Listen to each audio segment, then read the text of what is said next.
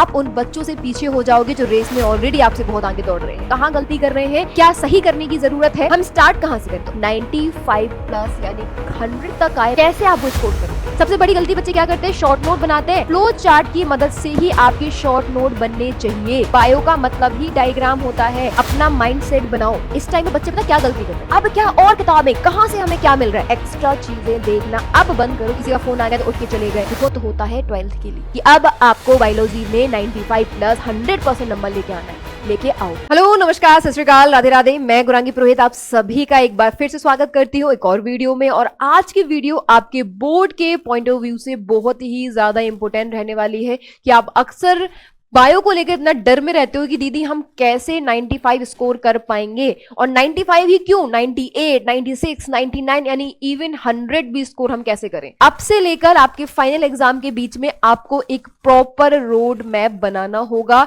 तब जाकर आप एक अच्छा स्कोर कर पाओगे। यानी आपने अभी भी लापरवाही की तो आप उन बच्चों से पीछे हो जाओगे जो रेस में ऑलरेडी आपसे बहुत आगे दौड़ रहे हैं। क्योंकि ये एक रेस ही तो है, आपकी रेस अब से स्टार्ट हो गई है और कब तक जाएगी, जब तक आपका फाइनल एग्जाम, आप एग्जाम देकर एग्जाम हॉल से बाहर नहीं आ जाते। तो आज ही क्लास में हम उस रोड मैप को जानेंगे। मैं जहां तक आपकी हेल्प कर सकती हूं, आपका पूरा टाइम टेबल, आपका पूरा रोड मैप बनाने में मैं वहां तक आपको हेल्प करूंगी। आज की पूरी वीडियो को आपको देखना है पेन कॉपी के साथ। जो मैं आपको बता रही हूं एक बार उनको नोट डाउन करना, जिससे अगर आप कोई चीज भूल जाओ तो आपके पास वो लिखी रहे और उसको चिपकाना है अपने टेबल के आगे, ठीक है, जिससे आपको वो हर बार आपको याद आए कि हम कहां गलती कर रहे हैं, हमें कहां पर सुधार करना है, क्या सही करने की जरूरत है। ठीक है, अपनी स्ट्रेटजी में थोड़ा सा बदलाव करो। अभी तक जो आप करते आ रहे हो उसमें थोड़ा बदलाव करोगे, डेफिनेटली आपको एक अच्छे रिजल्ट देखने के लिए मिलेंगे आपके बोर्ड एग्जाम में। तो अगर हम बात कर ले यहां पर आपकी कि दीदी हम स्टार्ट कहां से करें, तो आपको मैं सिंपल सा बता देती हूँ बेटा। देखो, अगर मैं कंबाइन पूरा फॉर्म करूं, आपको मैं बताऊं कि बायोलॉजी में बेटा, बायोलॉजी में स्कोर करना इतना भी मुश्किल नहीं है अगर आप प्रॉपर प्लानिंग के साथ काम करते हो तो।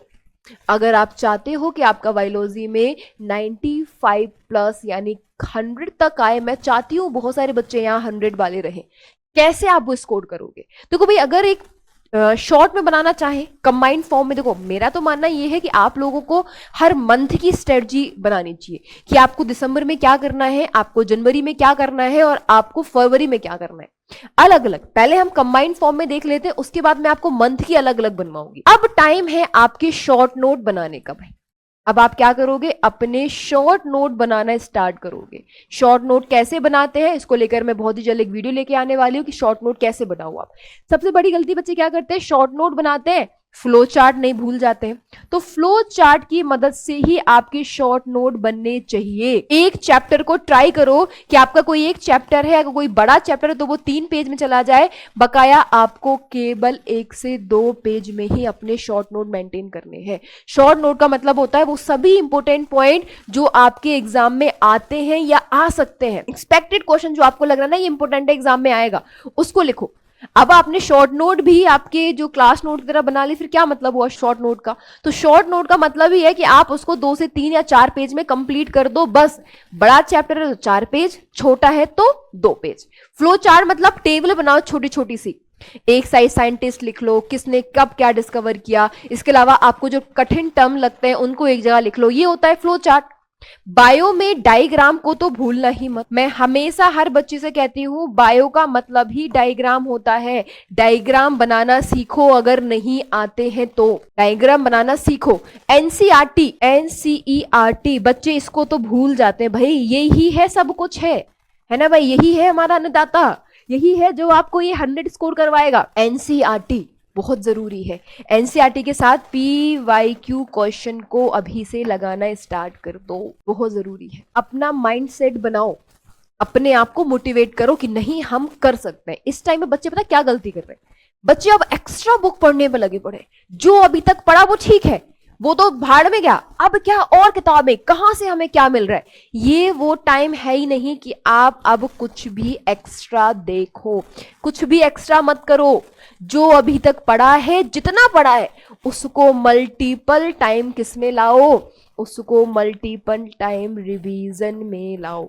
अगर आप रिवीजन करते हो मोस्ट ऑफ द टाइम, तो बच्चा जो चीजें आपको भूल रही हैं, आपको लग रहा है ये आपको आती नहीं है, आप पढ़ चुके हो लेकिन आपके माइंड ने उसको स्किप कर दिया है, तो आपको क्या करना है, उसको मल्टीपल टाइम रिवीजन करना है। एक्स्ट्रा चीजें देखना अब बंद करो, क्योंकि अब टाइम नहीं है एक्स्ट्रा चीजें पढ़ने का। अब पढ़ाई का टाइम टेबल बना लो, 6 से 7 घंटे मुझे लगता है इनफ है। बच्चे कहते हैं दीदी हम तो 12 घंटे पढ़ते हैं, हम तो 11 घंटे पढ़ते हैं, कोई जरूरत नहीं है।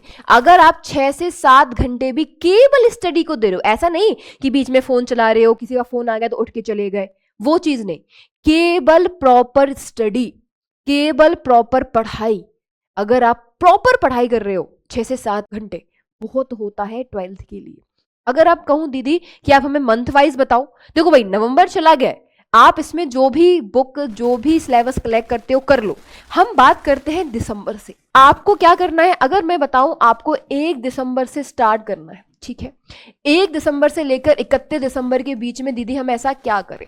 देखो भाई बहुत सारे बच्चे बेटा जी ऐसे हैं इस टाइम पर जिन्होंने अभी तक अपना सिलेबस तक कंप्लीट नहीं किया, तो पहले तो आप अपना सिलेबस कंप्लीट करो। जिन भी बच्चों का सिलेबस कंप्लीट नहीं हुआ है वो पहले तो सिलेबस को क्या करेंगे, पूरा करो भाई, ये बहुत जरूरी है। अगर आपका सिलेबस ही पूरा नहीं होगा तो आप कैसे पढ़ाई करोगे। तो आपको जितना भी सिलेबस रह गया है, जो भी सिलेबस रह गया है उसको पूरा करना है आपको। कब, इस दिसंबर में, ठीक है। हमने सिलेबस पूरा कर लिया, इसके बाद जितने भी डायग्राम हैं उन सब की एक लिस्ट बना लो भाई।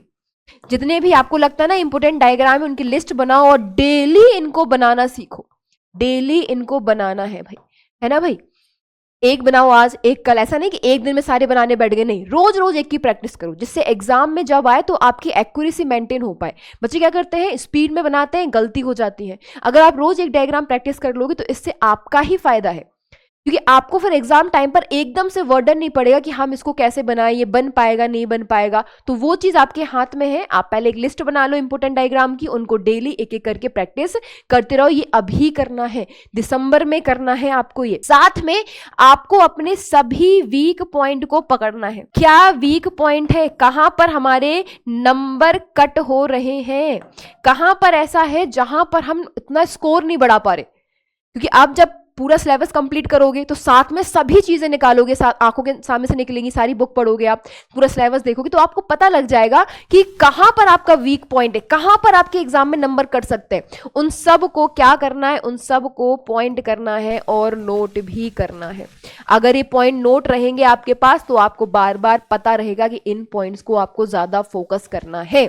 दिसंबर में यही काम करो, सिलेबस पूरा करो, डायग्राम की लिस्ट बनाओ, वीक पॉइंट को पकड़ो। ये दिसंबर में आप कर लोगे। दिसंबर के बाद दीदी जब जनवरी आएगा, 1 जनवरी से स्टार्ट हो जाना भाई, 1 जनवरी से लेकर 31 जनवरी के बीच में।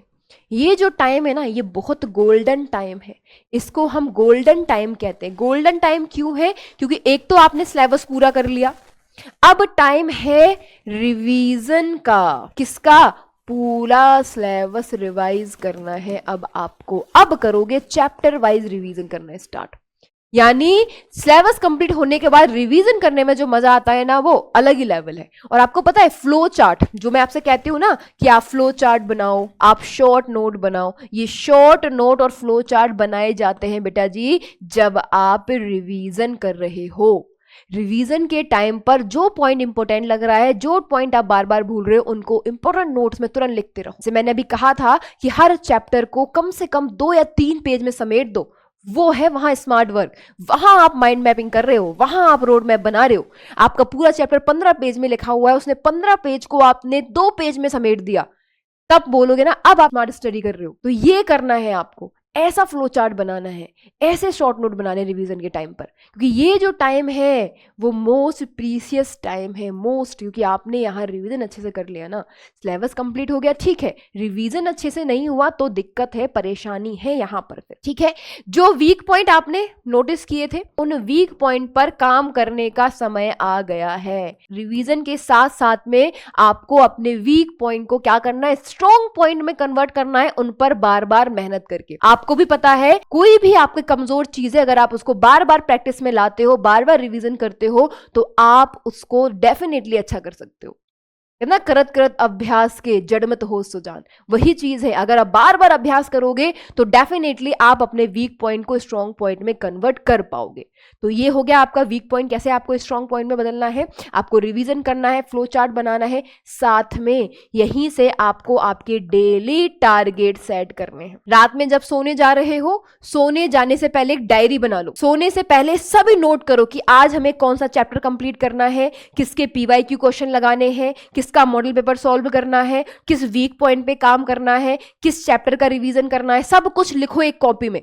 और याद रखो, अगर वो टारगेट पूरे नहीं हुए, नींद नहीं आनी चाहिए अगले दिन। जो टारगेट आपने रात को नोट कर लिया, डेली टारगेट, बेटा ये बहुत काम करता है, बहुत। आपकी दीदी ने भी इसको फॉलो किया है। आप डेली टारगेट लिखो रात में, अगले दिन उन टारगेट को पूरा करो और टिक लगाओ कि हमने ये कंप्लीट किया, ये कंप्लीट किया, ये कंप्लीट किया। कंप्लीट होते जाएंगे, कॉन्फिडेंस बूस्ट होगा कि भाई हम अब कुछ अच्छा कर रहे हैं, अब कुछ बहुत शानदार होने वाला है। तो यहां पर डेली टारगेट लिखना स्टार्ट करो, नोट करना है, मन में नहीं सोचना है। मैं भी कह रही हूं, मन में सोचोगे भूल जाओगे। डायरी लो छोटी सी, लिखो कि आज हम ये करेंगे, ये सब चीजें करेंगे, और रात में सोने से पहले टिक लगाओ कि हमने ये कंप्लीट किया, और अगले दिन की प्लानिंग करके सो। जब तक अगले दिन की प्लानिंग ना हो, नींद ना आए, तब मैं मानूंगी कि हाँ अब आप डेडिकेटेड हो, कि अब आपके मन में आग लग चुकी है कि अब आपको बायोलॉजी में 95 प्लस 100% नंबर लेके आना है।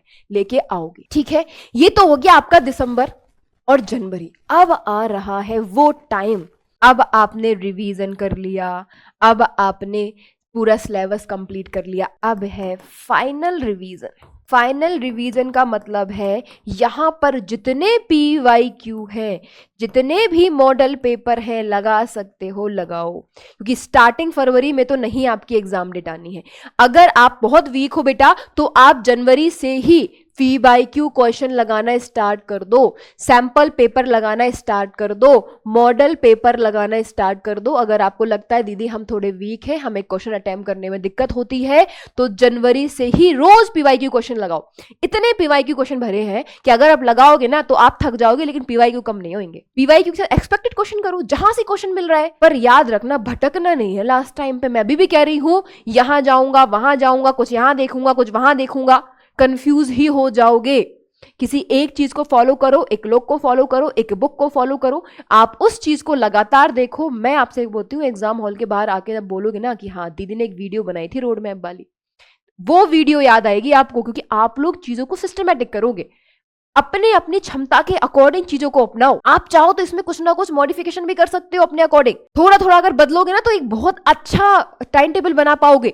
आप कमजोर हो तो पीवाईक्यू जनवरी से लगाना स्टार्ट कर दो, बकाया फरवरी का पूरा टाइम आपका क्वेश्चन प्रैक्टिस में जाना चाहिए। फाइनल रिवीजन दो, जो आपके शॉर्ट नोट बने हैं, जो आपके फ्लो चार्ट बने हैं, क्योंकि स्ट्रॉन्ग पॉइंट तो आपको ऑलरेडी, जो क्वेश्चन देखो, कुछ क्वेश्चन तो ऐसे होते हैं जो हर बच्चा कर लेता है, और कुछ क्वेश्चन ऐसे हैं जो हर बच्चा नहीं कर पाता। जहां आप फंस रहे हो उसको फाइनल रिवीजन दो, पीवाईक्यू लगाओ, मॉडल पेपर लगाओ। कौन रोक पाएगा आपको? कौन रोक पाएगा ये 100 आउट ऑफ 100 लाने से? कोई नहीं रोक सकता। अगली वीडियो अब आपके लिए जो आएगी वो आएगी इंपॉर्टेंट चैप्टर, इंपॉर्टेंट टॉपिक, जिनको आप बिल्कुल ही मत छोड़ो, एग्जाम में वो आते ही है।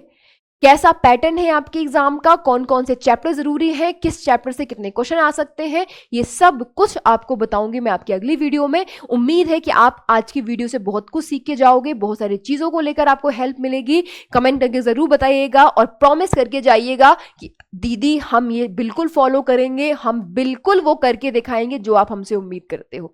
आपका प्रॉमिस मेरे लिए बहुत मायने रखता है। मिलते हैं अगली वीडियो में, तो खुश रहिए, मुस्कुराते रहिए, अपना प्यार बना के रखिए। नमस्कार, थैंक यू सो मच, जय हिंद।